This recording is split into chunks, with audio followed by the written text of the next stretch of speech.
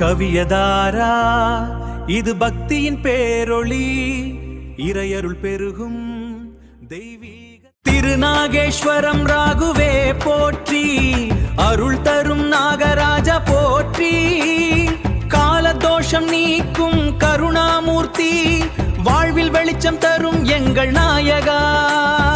ஓம் நவநாகராஜாய வித்மகே, ஓம் நவநாகராஜாய வித்மகே, திருநாகேஸ்வரம் ராகு பகவானே, திருநாகேஸ்வரம் ராகு பகவானே. அனைவருக்கும் வணக்கம். இன்று நமது கவியதாரா சேனலில் நாம் தரிசிக்கவிருக்கும் நவக்கிரக தலம் கும்பகோணம் அருகிலுள்ள புகழ்பெற்ற திருநாகேஸ்வரம் அருள்மிகு நாகநாத சுவாமி திருக்கோவில். ராகு பகவான் தனிச்சன்னதியில் அருள்பாலிக்கும் மிக முக்கியமான தலமிது. கும்பகோணத்திலிருந்து திருநாகேஸ்வரம் செல்லும் பேருந்தில் ஏறினால் வெறும் 20 நிமிடங்களில் கோவில் வாசலிலேயே இறங்கிவிடலாம். பேருந்து வசதி மிகச் சிறப்பாக உள்ளது. கம்பீரமான ராஜகோபுரத்தை கடந்து உள்ளே சென்றால் அங்கே மூலவராக நாகநாத சுவாமி வீற்றிருந்து அருள் புரிகிறார். இத்தலத்தின் தனிச்சிறப்பே இங்குள்ள ராகு பகவான்தான்.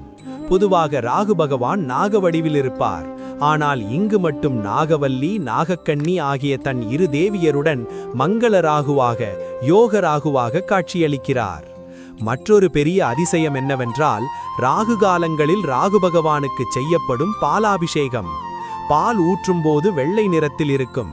ஆனால் சுவாமி மீது பட்டவுடன் அது நீல நிறமாக மாறும் காட்சியை இன்றும் நாம் காணலாம். நாங்கள் திங்கட்கிழமை மாலை 5:30 மணிக்கு சென்றபோது இந்த அற்புத அபிஷேகத்தை கண்டோம். அந்த பால் நீல நிறமாக மாறியதை நீங்களே பார்க்கலாம்.